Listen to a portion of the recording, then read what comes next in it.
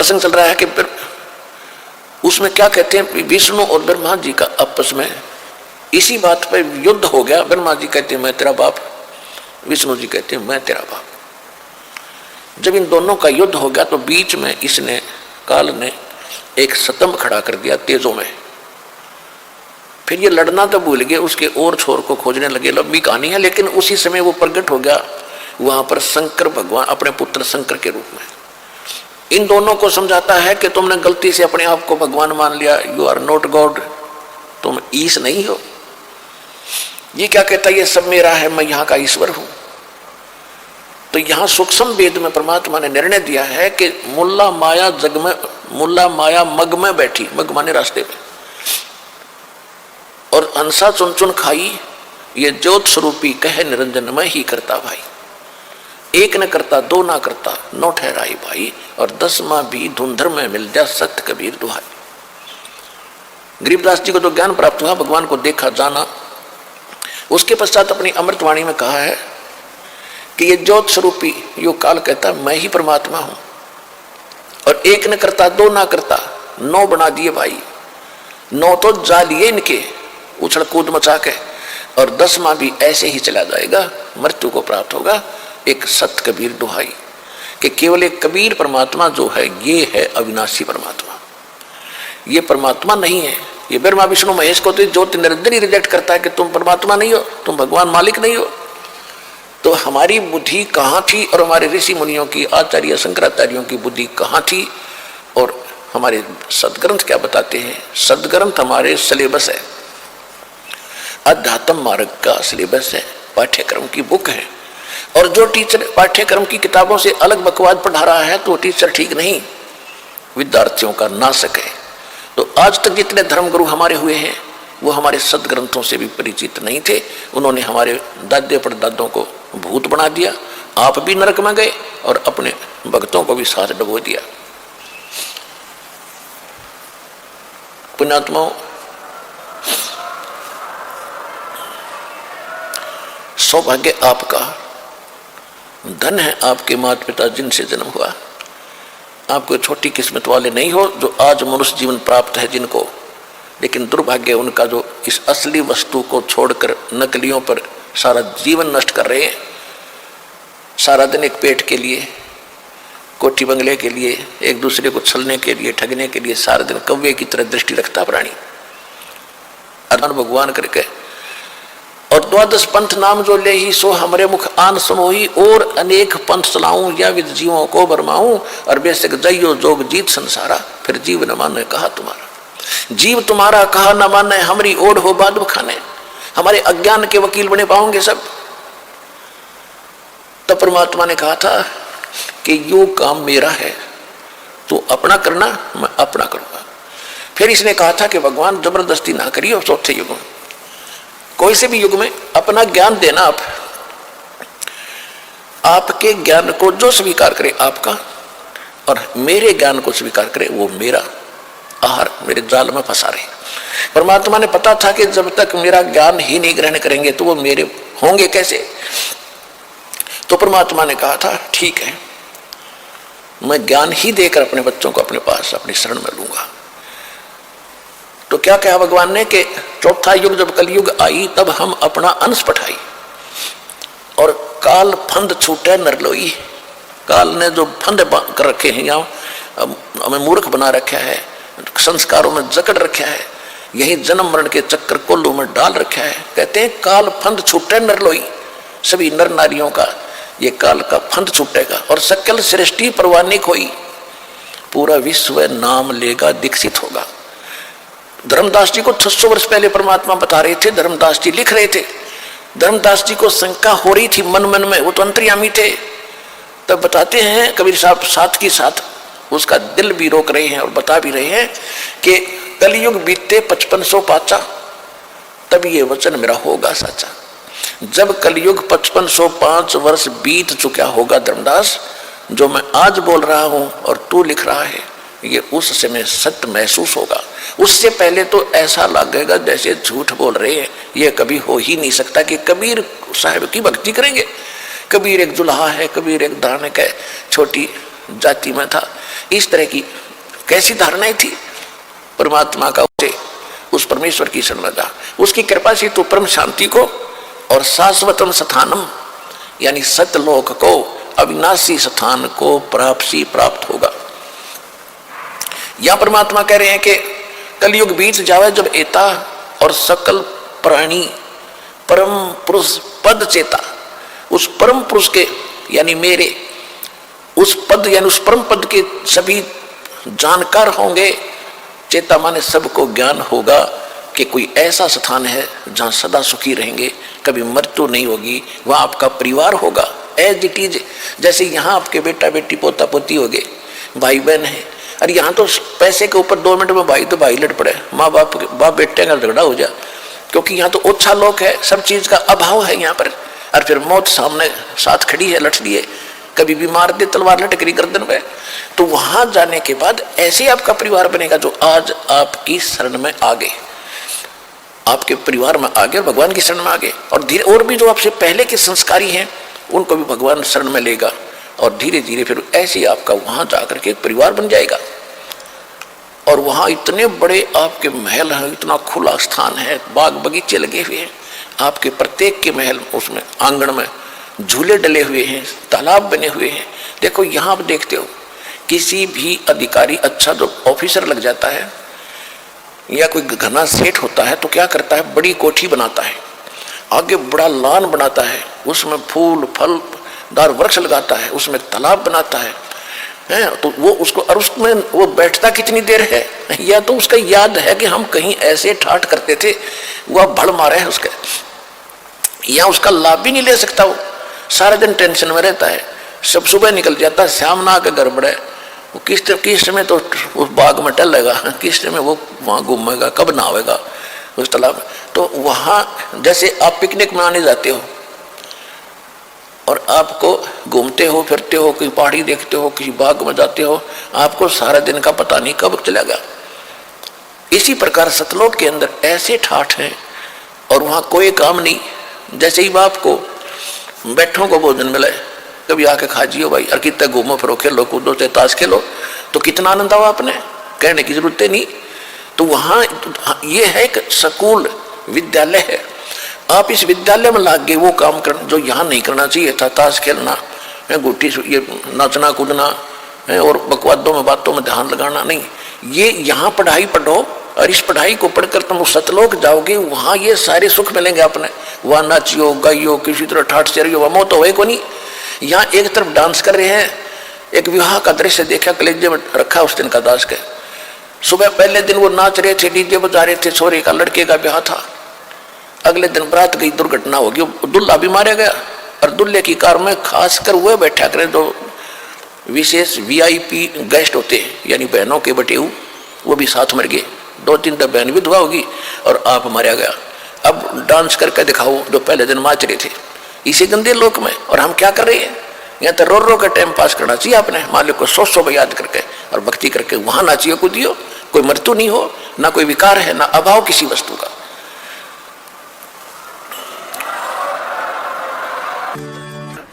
और कहता है कि भक्ति तो बुढ़ापे में करा करें, वृद्ध अवस्था हो जा।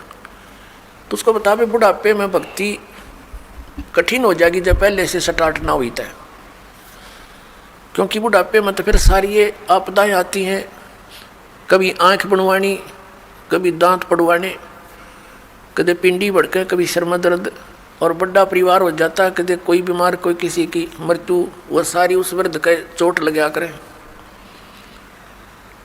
अब कदे खांसी सतावे, कदे और 100 समस्याएं हो जाती हैं, उठ के बैठा जाना, और क्या पता वृद्ध अवस्था तक प्राणी जीवित रहेगा कि ना रहेगा। तो भक्ति के लिए तो संतों ने बताया है, सदग्रंथों में भी यही लिखा पाया है कि भक्ति के लिए जब भी बच्चा 3 वर्ष का हो जा, बोलने लग जा, 3 वर्ष के बालक को उपदेश दिला देना चाहिए, जैसा भी करे वो थोड़ा बहुत करता रहेगा। क्योंकि घर में जब चर्चा चलती है, मंत्र चलेंगे तो वो भी बोलेगा, अपने आप बोलता रहेगा, बच्चे को ज़्यादा असर होता है, प्रभाव बनता है। तो 3 वर्ष तक बच्चा माता पिता के आश्रित होता है, माता पिता ने दीक्षा ले ली, मर्यादा में रहेंगे तो परमात्मा उनके उस स्तर के बच्चों की भी रक्षा करेंगे। और फिर उन बच्चों को नाम से जोड़ देना चाहिए। तो फिर क्या देखा, 1 महीने के बाद फिर उसी गांव में, नगर में जाने का परमात्मा ने संयोग बनाया, सत्संग था। तो दूसरी बार जब दास गया, वहाँ पता चला कि वो व्यक्ति जो यहाँ वाद विवाद करे था, वो उसकी मृत्यु होगी। और मृत्यु भी कैसे होगी, कैसे हुई, बड़ी दर्दनाक तरीके से।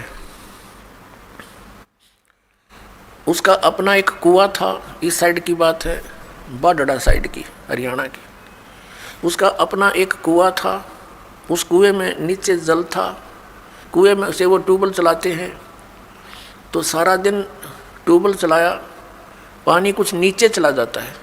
वो पानी नीचे चला गया कुएं का, और वो स्नान करने के लिए वो क्या करता था, उस कुएं में ही उसने नीचे पत्थर की पैड़ी सी लगा रखी थी, उन पर बैठकर स्नान करता था। जब कुएं का पानी भरा होता था तो ऊपर की पैड़ियों पर बैठकर वहीं नहा लेता था।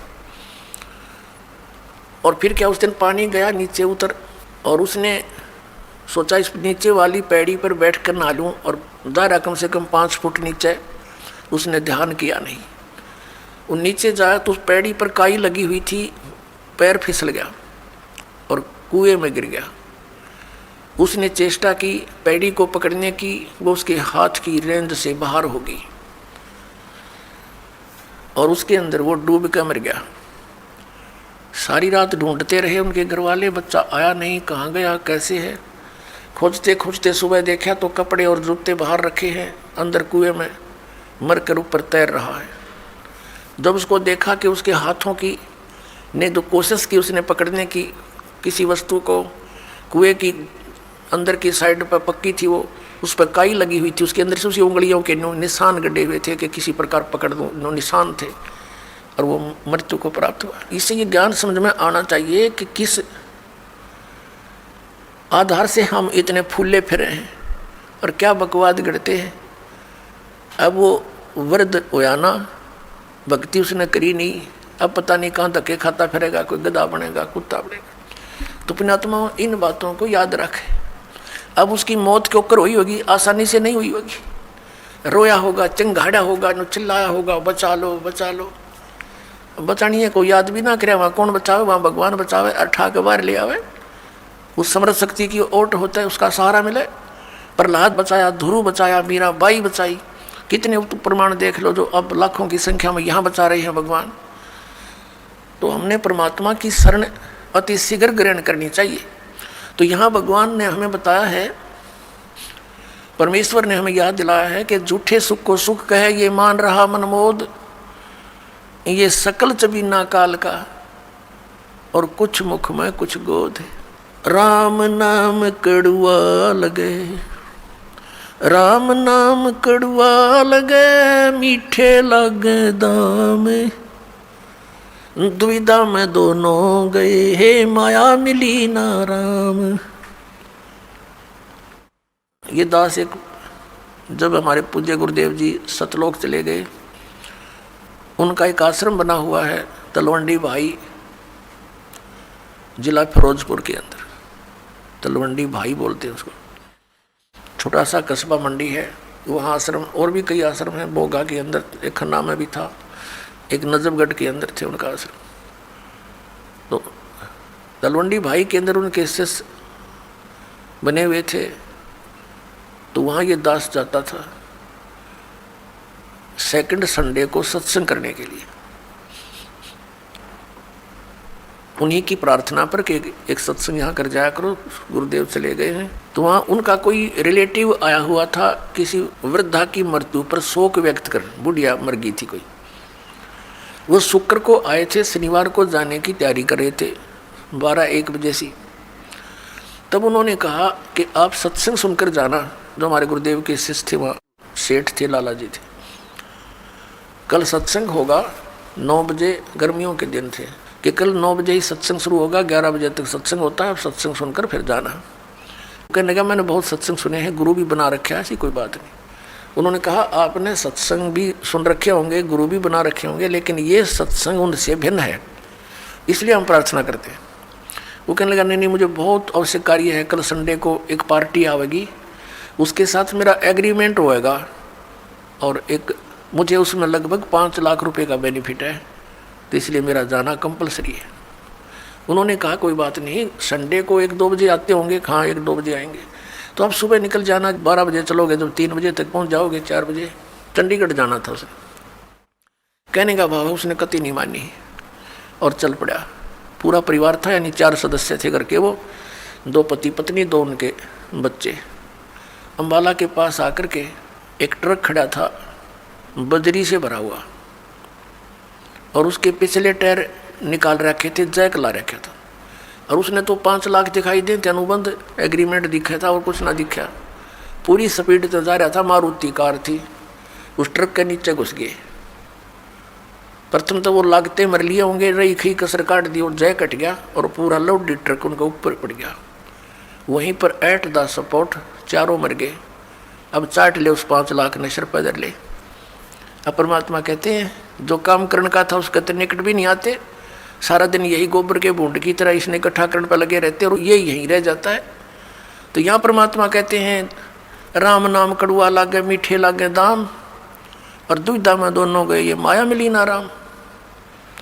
इसलिए परमात्मा हमें याद दिलाते हैं मात पिता मिल जाएंगे 1,84 माँ, सतगुरु सेवा और बंदगी भाई फेर मिलन की ना।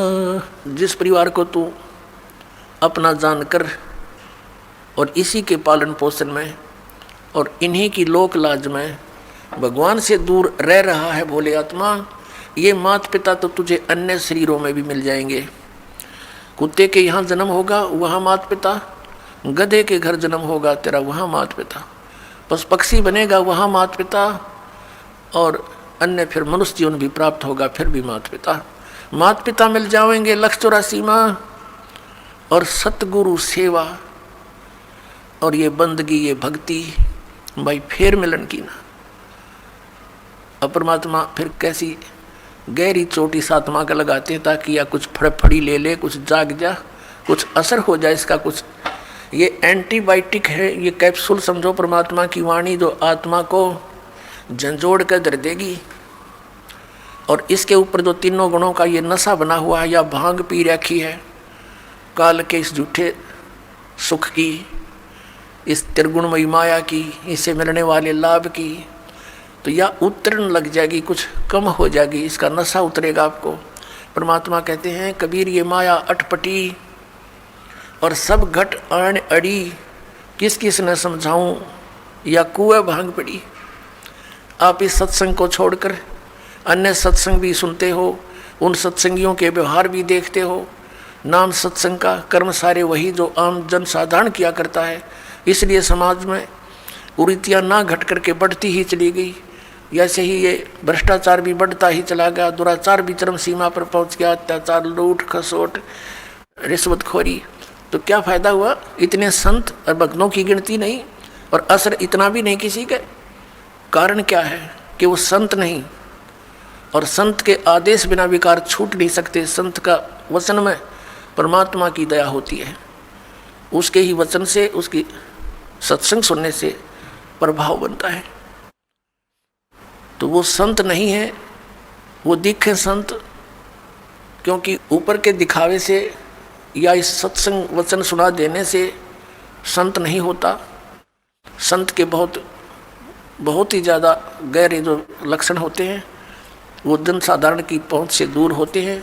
एक तो संत का ज्ञान से पहचान होता है, संत की और असंत की उसके वचनों से उसके सत्संगों से पहचान होती है। और सदग्रंथों में तो और भी बहुत सी पहचान बताई है कि उल्टे लटके हुए संसार रूपी वृक्ष को जो भिन्न भिन्न बता देगा सवेदवित वो तत्वदर्शी संत है।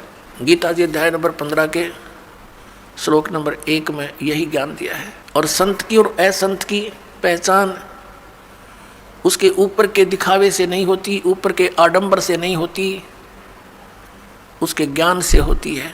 और फिर समाधान के मंत्र से होती है।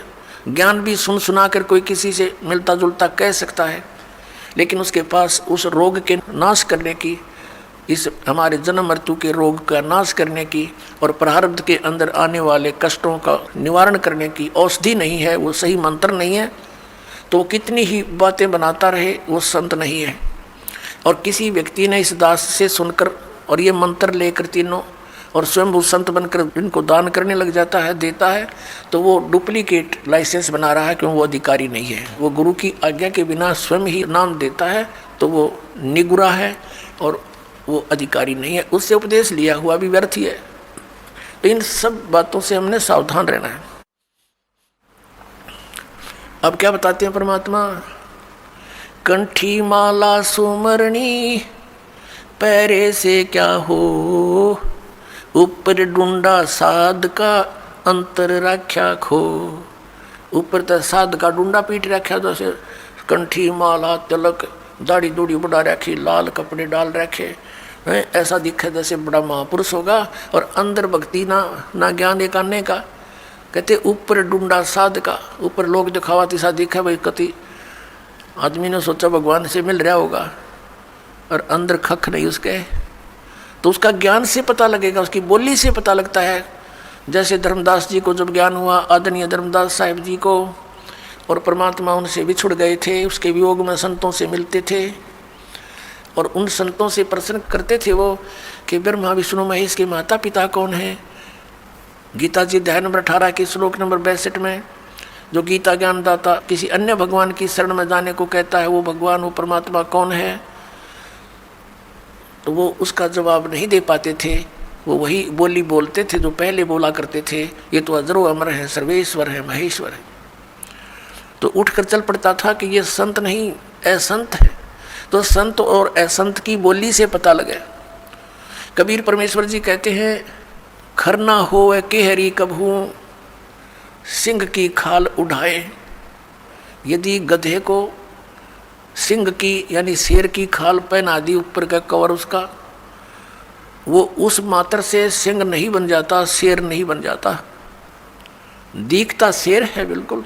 एक समय एक कुमार ने कुबद सूझ गई, उसने कितने कोई शेर की खाल पागी पड़ी हुई, शेर मरा पा गया, उसने वो खाल खुल तार तोड़ लिया उसकी कितने तो काट पीट के, और उसने अपने गधे पर डाल दी, पूरी फट कर दी, और उसको रात के समय खेतों में छोड़ दे। वो जाके किसानों की फसल खावे, रखवाले देखें चांद की चांदनी में निकट जावें, क्या बढ़ गया क्या आ गया, देखे वहाँ पर शेर खड़ा है, फसल खा रहा है, शेर सिंह, तो वो भाग ले पूरी तरह, गाँव में आकर रुक गए, मर गए, शेर आ रहा शेर आ गया।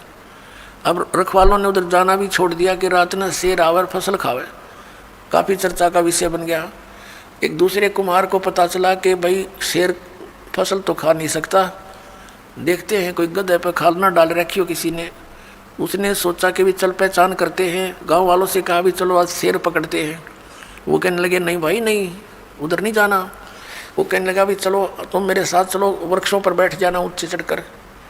वो 2-4 गधे ले गया अपने, और जहाँ वो शेर आता था उसी के आसपास वो गधे छोड़ दिए और वो बैठ के ऊपर वृक्षों पर। अब डर उसको भी था, कुमार को भी, कहीं सचमुच एक शेर ना हो, चलिए तो पहचान हो जाएगी, बेगा गधे ने खा लेगा और क्या होगा। तो थोड़ी सी देर के बाद उन गधों ने अपनी बोली बोली, हू करने लगे। वो शेर भी लग गया हू करने, वो आया भाग गया और उन गधों के पास आकर हू करता करता खूब मस्ती में उसकी वह खाल उतर गई ऊपर तक, और गधा का गधा। तब रखवाले उतरे, अरे सचमुच भी तो गधा है, उसको मार को धमकाया न कमे तो नहीं हो के जुल्म कर दिया। तो पुण्यात्मा परमात्मा कहते हैं कि गधे की और शेर की पहचान उसकी आवाज़ से होती है। वो भी हू करता है, जब कहने लगे भाई यूँ तो गधा है, शेर को नहीं, शेर की आवाज़ है कोई ना, वह बोली ही नहीं है शेर वाली। तो इस प्रकार संत और असंत का ज्ञान उसके वचनों से, उसके सत्संग से, उसके ज्ञान से होता है। अब परमात्मा हमें याद दिलाते हैं, अगम निगम को खोज ले बुद्धि विवेक विचारे, उदय अस्त का राज मिले तो बिन नाम बेगारे। अपने आत्मा हम तो ये सोचते हैं कि हमें कोई अच्छी पोस्ट मिल जाए, हमें कोई अच्छा राज पद प्राप्त हो जाए, MLA MP मंत्री मुख्यमंत्री प्रधानमंत्री राष्ट्रपति बन जावा।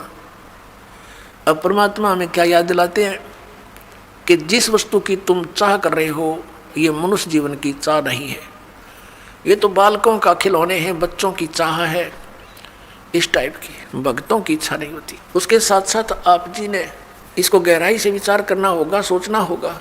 जैसे एक पोलैंड देश का पूरा कैबिनेट, पूरा मंत्रिमंडल जिसमें 96 व्यक्ति थे, एक जहाज में बैठ के, और किसी और अन्य मंत्री कोई मर गया था, उसका शोक व्यक्त करना थे, मुंह काट जावे थे उसकी, और वो उनका वायुयान दुर्घटनाग्रस्त हो गया। 96 के 96 मर गए, जिसमें से 85 तो वो मंत्रिमंडल के सदस्य थे, बाकी वो जहाज वाले कुछ एक दो होंगे। अब उनकी कितनी इच्छाएं होंगी, उन्होंने क्या क्या योजनाएं बना रखी होंगी। परमात्मा कहते हैं जो काम करने का था उसने स्टार्ट भी ना करते इन बकवादों में जीवन खो दिया, मनुष्य जीवन।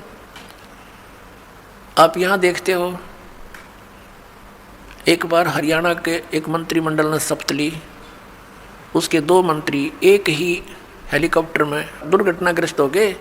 शपथ ली थी, 2-4-10 दिन हुए थे बनाने और ख़त्म हुए। ऐसे ही एक मुख्यमंत्री आंध्र प्रदेश का, एक अरुणाचल प्रदेश का, हेलीकॉप्टर में जा रहे थे।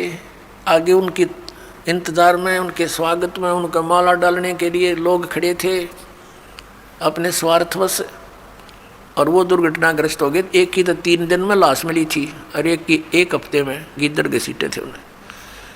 पुण्यात्मा, इस तत्व ज्ञान से आपके हृदय में केवल भगवान शेष रह जाओगा तो ज्ञान ध्यान से सुनोगे तो। ये काम करने के मनुष्य जीवन की, अब हम एक परमात्मा से दूर होकर तत्व ज्ञान के अभाव से उस गोबर के भूंड की तरह इस माया रूपी गोबर को इकट्ठा करने में लगे रहते हैं, और रास्ते में हमारी मृत्यु हो जाती है। जैसे गोबर के भूंड होते हैं, देखे होंगे खेतों में, भैंस गाय गोबर चौथ कर देती है, गोबर कर देती है, और वो दोनों भूंड और भूंडनी, वो पति पत्नी, उस सारे गोबर ने इकट्ठा कर और बिल में ठोक लेंगे, गोली बना के उसको ऊपर का रेत लगा के, कोई पिछाड़ ना ले के रखा है छुपा के, और ऐसे ढोते ढोते मर जाते हैं पशु के पैर तले आके, वो गोबर वहीं रह जाता धरा धरा। तो ये माया जोड़ जोड़ के बैंक भर दिए, अरे भी गधा बन के सैर सपट्टे करते फिरेंगे, जिनके पैसे लिए ये जैसे राजा लोग हैं, मंत्री है, मुख्यमंत्री, अन्य मंत्री या कोई राजपद पर बैठे हैं, कर्मचारी अधिकारी हैं, ये जनता के टैक्स से मौज मार रहे हैं और कर लगा रखा है जनता पे, जिसमें गरीब आदमी भी अपने 10 नौहों की कमाई से कुछ करता है, वो भी टैक्स में जाता है और उस पर ये मौज करते हैं। जो इनका कर्तव्य बनता है उसको भूल कर ये भी केवल अपने ही स्वार्थ में, अपने ही उदर पूर्ति में लगे रहते हैं, जिस कारण से इनको प्रत्येक का कन कन देना पड़ेगा। किसी का गधा बनेगा, किसी का बैल बनेगा, किसी की भैंस बनेगी, गाय बनेगा। परमात्मा कहते तुमने उस दरगाह का मैल नहीं देखा और धर्मराज के तिल तिल का लेखा। जैसे एक गवर्नर था पंजाब और हिमाचल का, वो ज्वाइंट यानी 2 चार्ज थे उसके ऊपर, 2 का गवर्नर था अकेला। वो रिटायरमेंट पे था, 1-2 वर्ष रह रहे थे। उसने सोचा पहाड़ी क्षेत्र में हिली स्टेशन पर बहुत बड़ा बंगला बनाऊंगा और बुढ़ापे में वहाँ ठाठ से रहा करूँगा, शुद्ध वायु होगी, सैर सपट्टे वहाँ कराया करूँगा। उस उद्देश्य से 3 करोड़ रुपये लेकर हेलीकॉप्टर में वहाँ के कोई अच्छे बड़े प्लाट का, बड़े ज़मीन का वो रजिस्ट्री कराने चला था। 3 करोड़ रुपये उसने हेलीकॉप्टर में रख रखे थे। अपनी आत्माओं पहले 100 के नोट थे, 500 के भी ना थे, तो मरण के काम ताप पे कर रहा था वो 3 करोड़ 100 के नोट, और बरकत देखे कितने हो जाते हैं। तो वो दुर्घटनाग्रस्त हो गया वो हेलीकॉप्टर, उसका परिवार भी साथ में था, एक बालक बच्चा था लड़का, वो पहाड़ियों पर मर गया पड़ के। और वो नोट उड़ते फिरे, वो बकरी खावा उनने, फिर वो आकर जो भेड़ बकरी चरा रहे थे वो उठा ले गए गडरिए। फिर उनको फिर क्या देखा कि उसका जो अपना रेजिडेंस था वहाँ उसने तय खाना बना रखा और उसमें 40 करोड़ रुपया दे रखा। 40 करोड़ रुपया 100 के नोटों का मेरे ख्याल में 2 ट्रकों पर नहीं चला है। और वो छाती का लाए बैठा सांप की तरह उस पर सोए और वहाँ मर गया, वो रह गया दरिया दरिया। अब क्या होगा, वो लाट साहब फिर गधा बनेगा, और गेला उसकी पत्नी, और फिर क्या बनेंगे वहाँ? जिस जिसके पैसे इकट्ठे कर रखे थे प्रत्येक का पाई पाई का हिसाब चुकाएंगे। बहुत लंबा काम बना लिया उन्होंने अपने ऊपर। तो परमात्मा कहते हैं कि तुमने उस दरगाह का मैल नहीं देखा और धर्मराज के तिल तिल का लेखा।